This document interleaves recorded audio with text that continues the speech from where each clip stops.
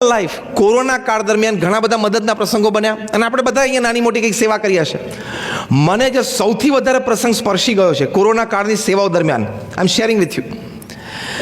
તામિલનાડુમાં મદુરાઈની બાજુમાં એક નાનું ટાઉન છે. પહેલો લોકડાઉન નક્કી થયો આઈ થિંક 24 એપ્રિલ 2020. એટલે બધા માઇગ્રન્ટ વર્કર્સ તામિલનાડુ છોડીને ઓરિસ્સા, બિહાર, ઉત્તર પ્રદેશ પાછા જતા હતા. ત્યાં એક બાર્બરની શોપ હતી રોડ ઉપર જ, એટલે હેર કટિંગ સલૂન હતું.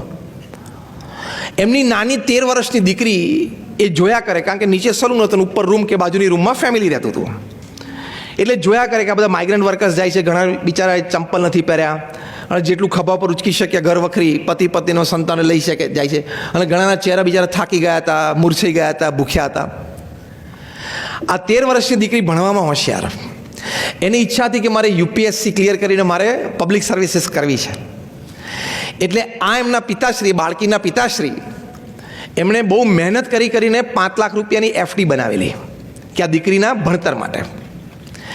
દીકરીના ખબર, દીકરીએ જઈને પપ્પાને કીધું, પપ્પા મારી એક વિનંતી છે.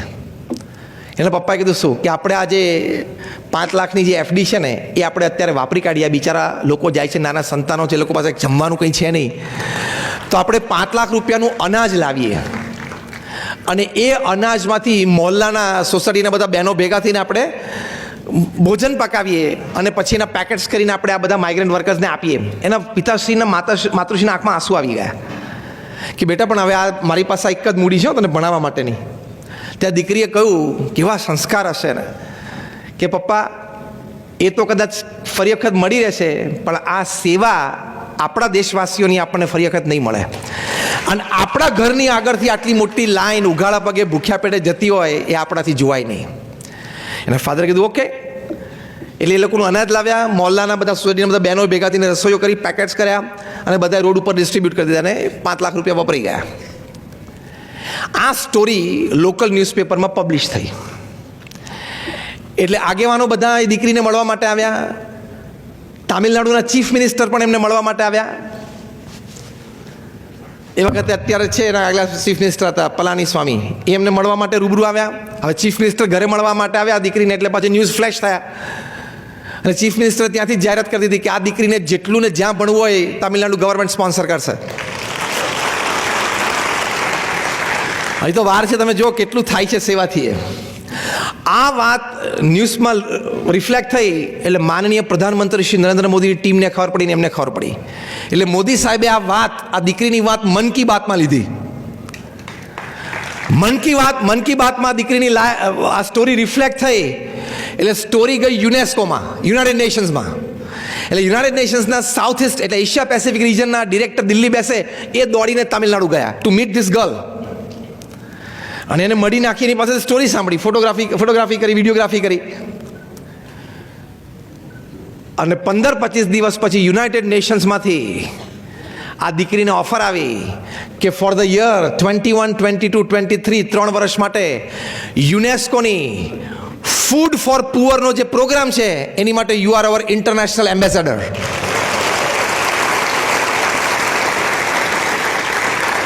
આ હેર કટિંગ સલૂન જે વ્યક્તિ ચલાવતા હતા એનું નામ સી મોહન અને આ 13 વર્ષની દીકરીનું નામ સી નેથરા. તમે આ નામ નાખીને ગૂગલ ઉપર આ સ્ટોરી વાંચજો, વેરી ઇન્ટરેસ્ટિંગ, ઇન્સ્પાયરિંગ. તો યુનાઇટેડ નેશન્સના ફૂડ ફોર પુઅર એનો જે પ્રોગ્રામ છે, સ્પેશિયલી આફ્રિકન કન્ટ્રીઝ અને પુઅર એશિયન કન્ટ્રીઝમાં ચાલે છે, એની શી બીકેમ એન ઇન્ટરનેશનલ એમ્બેસેડર.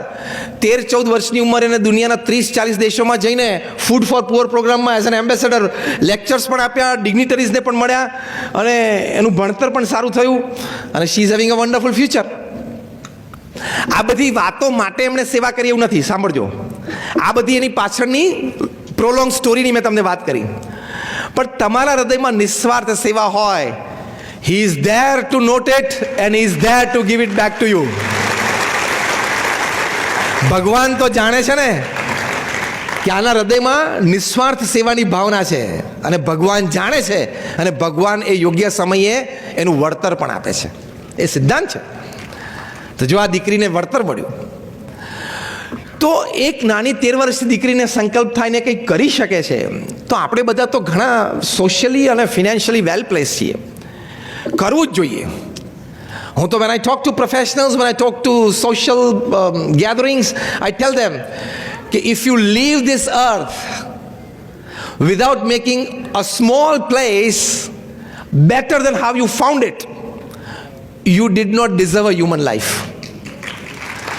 તમે પૃથ્વી છોડો એ પહેલાં એક નાનું સ્થળ એ તમે જે જોયું હતું એના કરતાં વધારે સારું તમે ન બનાવ્યું, અથવા થોડા જીવન તમે વધારે સારા ન બનાવ્યા તો તમને મનુષ્ય જીવનનો અધિકાર નહોતો.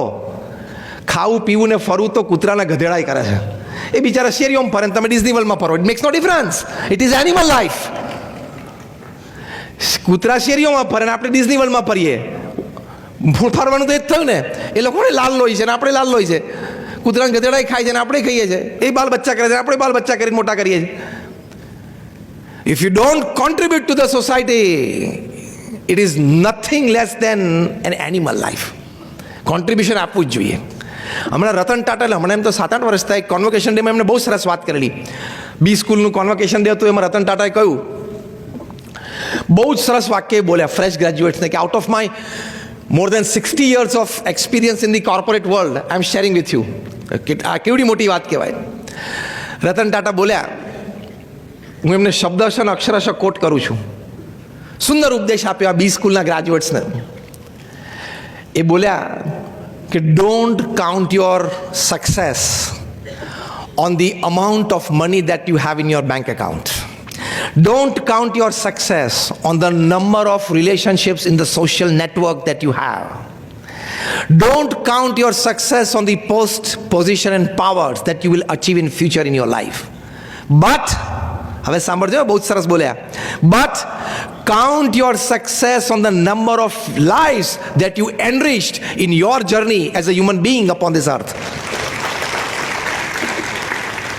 રતન ટાટા એમને કહ્યું કે તમે તમારી સફળતા તમારા બેંક એકાઉન્ટ તગડું બને એની ઉપર ના માનતા. તમે સોશિયલ નેટવર્ક તમારું કેટલું વધાર્યું એની ઉપર તમારી સફળતા નથી. તમને પોસ્ટ પોઝિશન પાવર મળે એની ઉપર તમારી સફળતા નથી.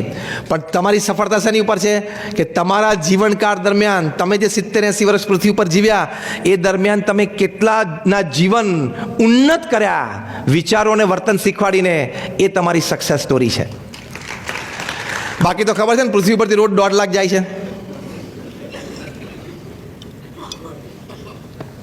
પૃથ્વી પરથી રોજ 1.5 લાખ જાય છે. 24 કલાક એટલે 86,200 સેકન્ડ. દર 2 સેકન્ડે 3. આપણે પ્રવચનની શરૂઆત કરી એક્ઝેક્ટ 1 કલાક થયો. 10:05 શરૂઆત કરી હતી, 11:05 થઈ, એટલે 60 મિનિટ એટલે 3600 સેકન્ડ. 5,500 લોકો પૃથ્વી પરથી જતા રહ્યા. આ છેલ્લા કલાકની જ વાત કરું છું.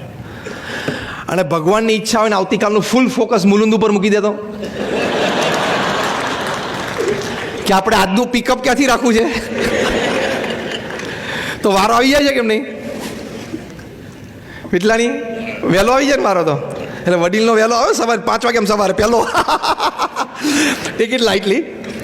What I mean to say is કે પૃથ્વી ઉપરથી રોજ 1.5 લાખ માણસ જાય છે, એમાં એક દિવસ આપણે પણ જવાનું છે ને જશું. જીવનમાં સંતોષ થાય એવું કંઈક જીવન જીવવું જોઈએ. શિક્ષણ સારામાં સારું, નોકરી ધંધો વેપાર પણ શક્તિ પ્રમાણે સારામાં સારો કરો, પરિવારને સુખી કરવાનો પણ પ્રયત્ન ખૂબ સારો કરો, પણ સંસ્કાર અને સેવા એ પણ તમારા પરિવારમાં તમે રાખો. That is balance.